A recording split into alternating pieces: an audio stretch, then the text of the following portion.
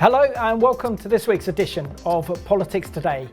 And in this programme we'll be discussing how Parliament has returned after its summer recess, and the new Labour government chose the first day of Parliament to announce they were going to limit the sale of arms sales to Israel on the same day that the Israelis were mourning the death of 6 of their Israeli hostages murdered in cold blood by Hamas. And we'll be asking, what damage is this doing to the special relationship between Israel and Britain, especially at this crucial time? And in this programme today, I'm joined by Maureen Martin, who's the Parliamentary Officer for the Society for the Protection of Unborn Children, together with Robert Harris, Voice for Justice. So it's wonderful to see you both. Robert, I'll start off with you. Firstly, on behalf of our viewers and Politics Today and Revelation TV, thank you and your team for the excellent work that you're all doing in defending freedoms in the UK with Voice for Justice UK. Share with us the challenge that Voice for Justice UK now face with a new Parliament and new MPs as we're about to enter into a new Parliament. And this is considered the most secular Parliament in our nation's history.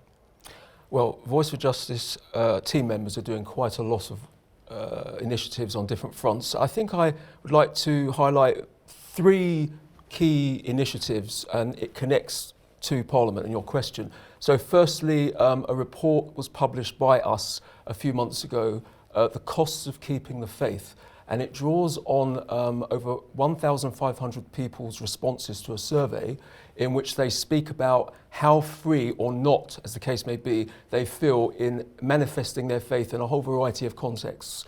So a copy of that report will be going out to parliamentarians very soon.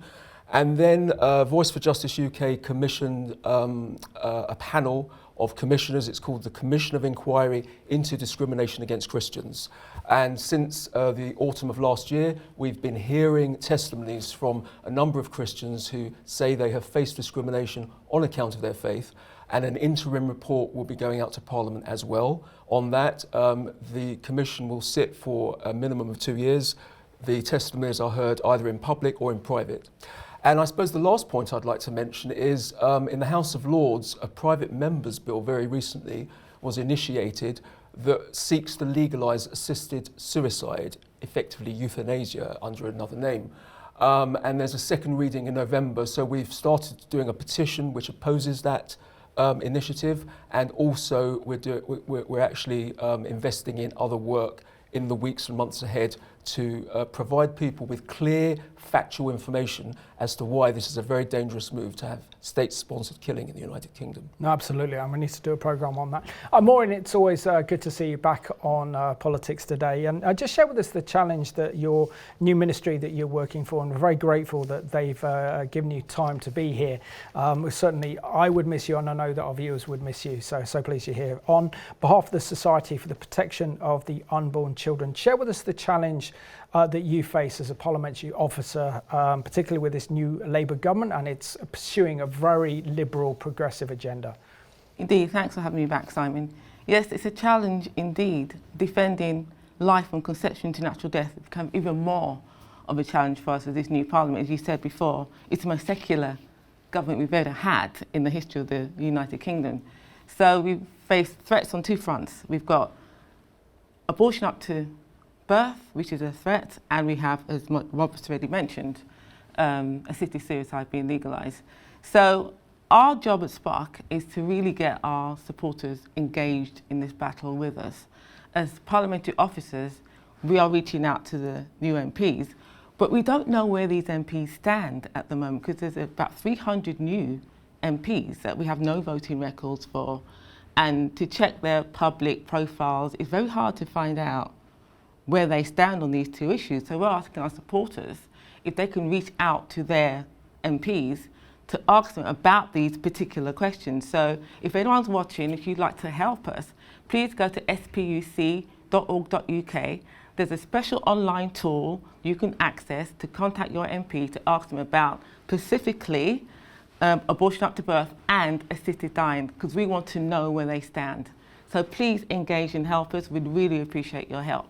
So these are the 2 fronts we are really facing significant threats in, and Spark is on the front lines of those battles as is UK for Justice. So we're all fighting the same battle. So with God's help, we will win. So amen, definitely.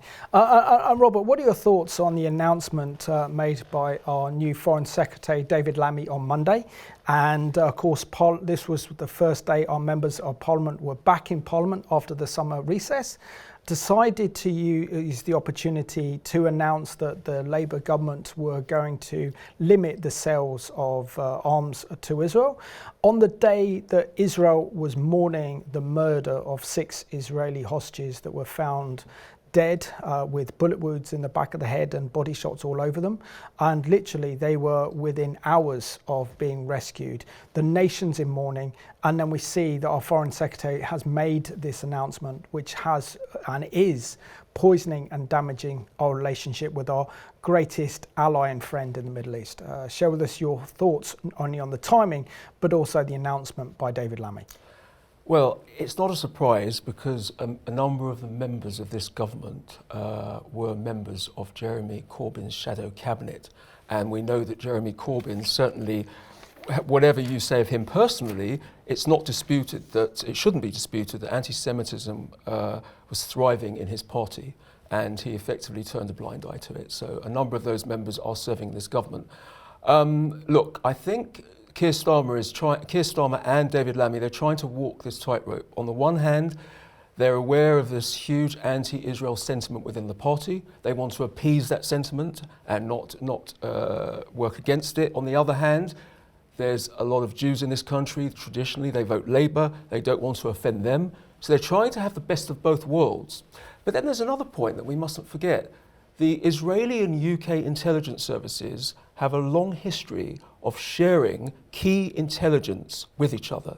So that isn't just good for Israel, it's essential also for the United Kingdom and our security and peace. So I don't want to speculate too much on how that relationship may or may not be damaged, but there's a very risk it will be damaged as a result of this, because Benjamin Netanyahu has made his concern and disbelief at the British government's announcement very, very open and very clear, and he's not happy. So this is not a very wise choice. Yeah, I can't blame him. The fact that he's not happy, the fact that Israel's at war, that Israel faces the biggest massacre in the history on October the 7th. They're facing possibly a two-front war with Hezbollah in the north, sponsored by the Iranian regime, and the Iranian regime on the verge of attacking Israel as well. Israel needs all the allies she can get and all the help she can get, because this ideology that's represented in Hamas not only wants to destroy Israel, but wants to destroy the West, and is an existential threat to the West and also to British security.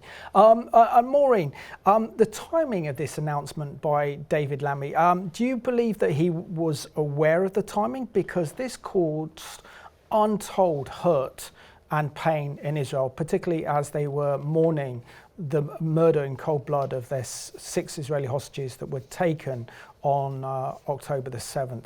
Was this Labour government aware of the timings and aware of the sensitivity in the relationship between Israel, or was this deliberate to maximise the hurt of Israel and the Jewish people? It's hard to say if they did it deliberately, but the timing is certainly off and highly insensitive. It was like a salt in the wound. So I can't say if they did it with just bad judgment, but they certainly should have considered that these hostages had just been discovered, and there would have been an outpouring of, sorrow, grief from the Israeli people. I mean, it just is highly insensitive. And to add even more insult to injury, David Lammy has recently reinstated funding to the UNRWA, whose members had been proven to have been involved in the October 7th massacre. Again, another slap in the face to Israel. Unconscionable. What should have been an outpouring of empathy and pledging of continued support for Israel turned into a stab in the back. So this government really is showing its true colours.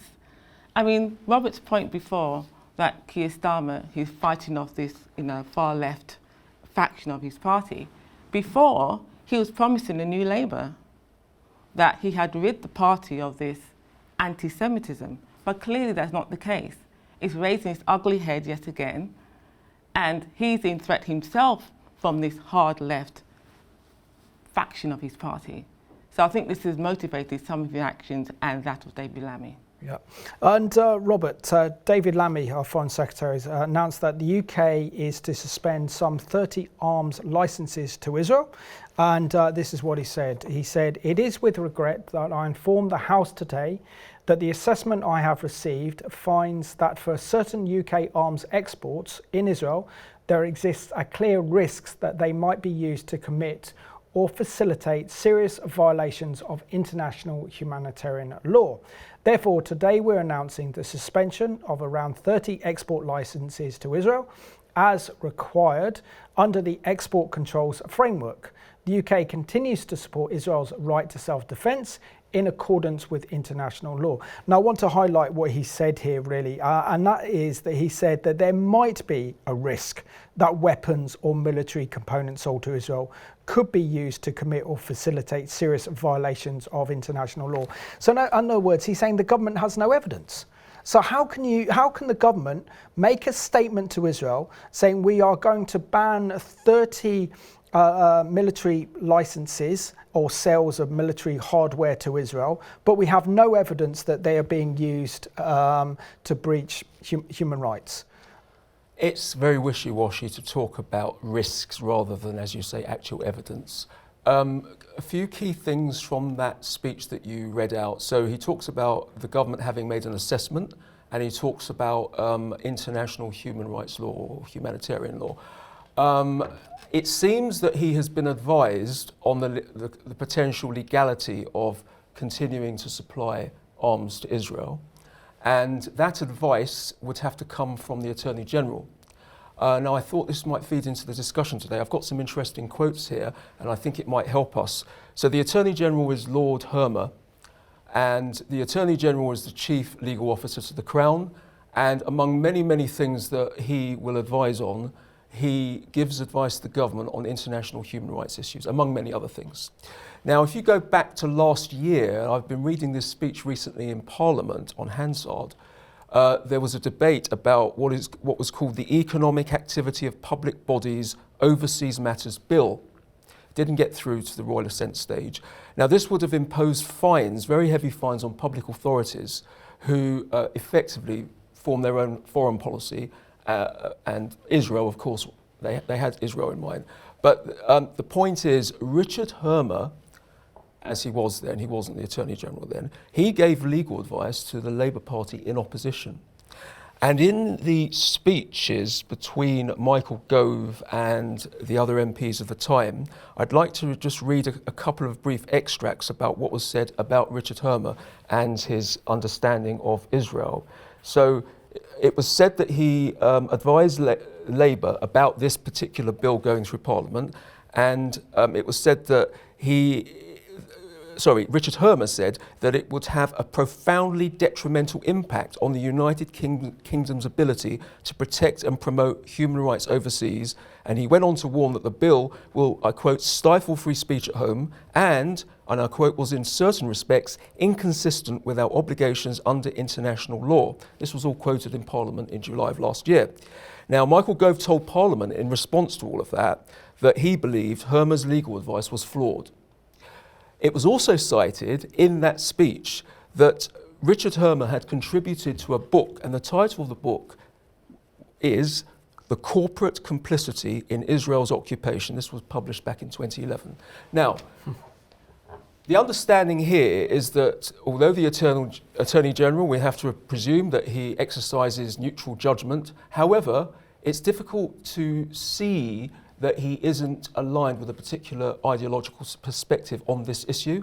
And I can't help but feel that, or believe that, Keir Starmer and David Lammy, in the advice that they received from the Attorney General, is being filtered through his ideological prism. Which is very interesting, isn't it? But it's still a kind of damning indictment that there is no evidence that the British government is presenting that Israel is in breach of international humanitarian human rights. So the whole basis for the argument to suspend arms sales to Israel is just null and void. There is no argument. It wouldn't stand its weight in court. So it's disgraceful that this government has decided to do that. And on that issue, Maureen, Share with us the damage that this is doing to our strategic relationship with Israel and how this government is damaging British-Israeli relations, especially as we face the same enemies, the Iranian regime, Russia, China, North Korea, and that Israel is kind of the intelligence provider to the United Kingdom on threats that this country faces from Islamist terrorism. And what impact do you think that this will have on our security and on our intelligence gathering if this government is deliberately decided to pick a war and a fight with Israel for political purposes? Absolutely. It's fomenting an atmosphere of mistrust, because our alliances with other nations is based to a certain extent on trust and fulfilling our obligations to them in terms of treaties, etc., etc. And when you pledge support, you're supposed to support. We have been long-standing allies of Israel for decades, since probably 1940s and Balfour Declaration. And to suddenly, do an about-face, 180-degree, at a time when Israel really needs all the allies she can get, at a time where they were burying 6 of their hostages that had been murdered brutally, is so insensitive and not wise at all. We know what Genesis 12 says. It says, if you bless Israel, you're blessed. If you curse them, you're cursed. This is putting the entire nation at risk. It's not just Israel and the world. It's us, specifically as a nation, for disobeying that very basic instruction. So not only have we withdrawn our obvious support, but the US are not as strong as they used to be either. Israel enjoyed a very, I would say, friendly relationship with the Trump administration, very strong in fact, but the Biden administration has proven to be much weaker in terms of support for Israel, very kind of duplicitous in fact, and not really coming down strongly on the side of Israel, but again trying to do what Starmer's trying to do, is actually appease the left hard wing of the party to make sure they don't lose that vote. Yeah. So it's very dangerous. It puts the whole world at risk. We rely on their intelligence to keep the potential of Islamic extreme terrorism at bay here, because the Middle East is the source of most of these terrorists and where they are trained. So we rely on their intelligence for our own safety, and to damage that relationship is very irresponsible. Yeah. So I just wanted to pick out historically, Britain has had a hostile relationship with Israel going up through the 1940s, prevented Jewish people who were fleeing the horrors of the Holocaust to enter into the British Mandate of Palestine. And we also had British soldiers killing Jewish military, paramilitaries who were fighting for the state of Israel. I think it was 52 that this government recognised Israel. But it wasn't until Margaret Thatcher, when she appointed a number of prominent Jewish people like Lawson into her cabinet, did relations with Israel start to grow stronger, and then grew stronger in the 90s and was extremely strong during this last government of Boris Johnson and Brexit. And it looks like this government's doing everything it can to actually damage that relationship. And Robert, what kind of message is the British government sending to Hamas and the Iranians, effectively saying that we're on your side by actually calling for arms exports to be halted to Israel, when Israel is in a war for a very survival against the Islamist terrorist organisation known as Hamas and Hezbollah in the north, and could face the prospect of a regional war, and is the only democracy in the Middle East. And essentially what this Labour government has done under Keir Starmer has essentially put Israel under the bus. This is an existential war. You know, there's thousands of Israelis in the north who have left their homes. They're living in hotels. They don't know when it will be secure enough for them to go back to their homes.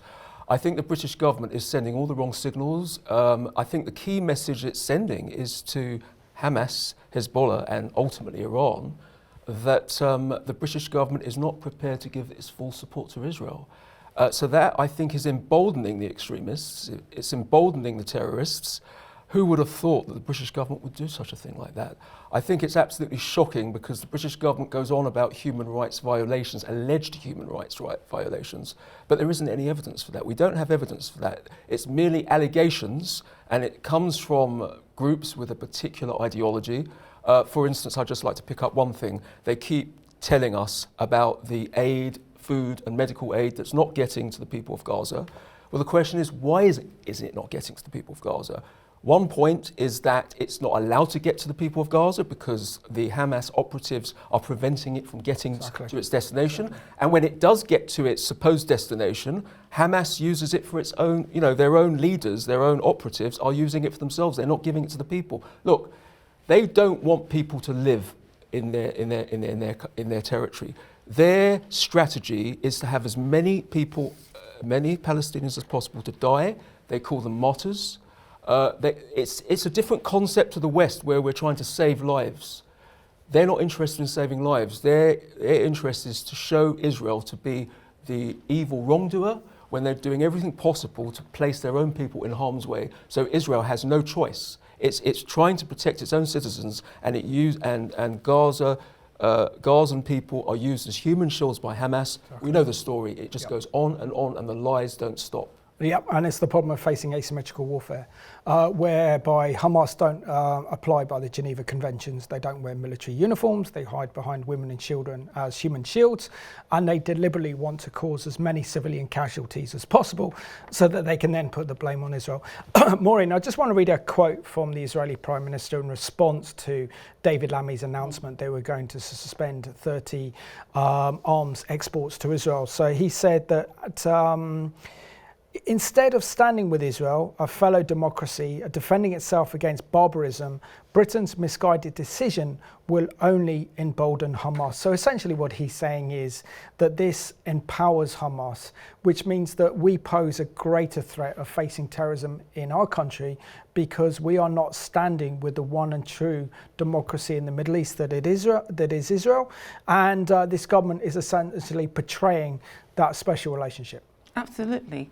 It seems that Israel's been held to a higher standard than other nations.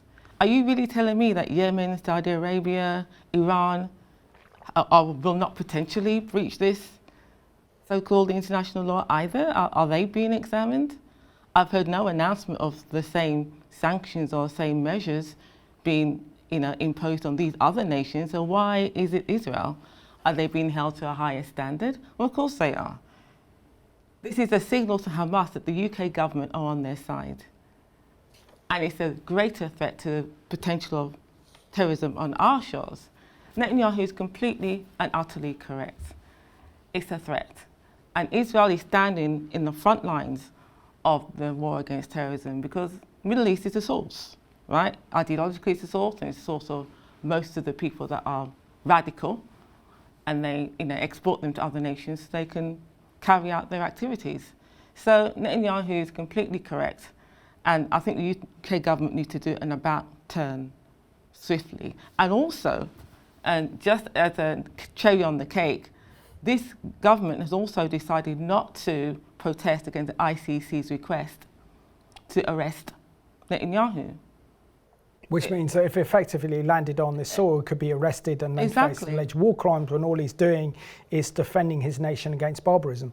Down to the last 3 minutes or so of the programme. Robert, what do you make of Jeremy Corbyn forming this new alliance called the Independent Alliance with 4 other independent Muslim MPs, which has, as you said before the programme, could form a new Islamist party, first Islamist party within Parliament, and Gaza is their top agenda. Yes, I suspect, this could be the beginnings of a new Muslim political party at Westminster. I think this could be the beginnings of that because the sentiment, the anti-Israel sentiment is pretty powerful on the left. It's also on the right as well, but far more significant on the left. And I suspect Corbyn, with his status as a former leader of the opposition, will be used to push for this greater platform for anti-Israel sentiment and Muslim issues within Parliament. So I think, there could be something growing there in the coming months and years. Yeah. And Maureen, what are the spiritual consequences for our nation biblically if our new government continues to carry on its very hostile position towards Israel? Well, it's quite clear. I've already mentioned Genesis 12:3. We are in the danger of continuing what has already been happening to our nation, is being under a curse. And this government has been described as the most secular and godless government that there is. So And where their morality is concerned, do they have any morality? What's their moral base? You know, what standard are they kind of assessing morality on? It's clearly not the Bible, because we know that is the standard. So it puts us at grave danger as citizens of this nation if we don't do something to encourage this government to do an about turn. And Robert, doesn't this government and Keir Starmer lack moral clarity? That yes, he was a prosecutor, part of the Crown Prosecution Service. He headed up for a number of years, but he can't distinguish between what's good and evil. And what Hamas represents is pure evil, that Islamist, Nazi-esque ideology that's merged into this toxic form of terrorism that is quite happy to kill women and children, kill their own people, kill and murder Israelis like they did on October the 7th. And now we see that our government has effectively given a green light to the Islamists, a green light to Hamas to say that we're on your side. How vital is it that Christians now speak up for Israel in Parliament and also contact their new members of Parliament to express where we stand on this issue? Because if we don't act now, our nation is in peril if this Labour government continues its hostility towards Israel. Look, there are 335 new MPs. We need to pray that they get clarity on all these very, very personal issues and to understand the difference between good and evil. We need to think about them. Excellent. So Robert and Maureen, thank you so much for being my guests on this week's edition of Politics Day. Both done a great job. Thank you. And I just want to thank you for watching this programme home. On the day that the government announced that they were going to suspend arms sales to Israel was the day that Israel was mourning the murder of 6 of the hostages murdered in cold blood by Hamas, which could do untold damage to the special relationship between Israel and Britain, particularly at this crucial time. Britain needs to support Israel, the only democracy in the Middle East, that our nation needs to stand firm against evil, and it can do that by supporting Israel. Otherwise, the consequences for this government and our nation are extreme. So I want to thank you so much for watching today's edition of Politics Today.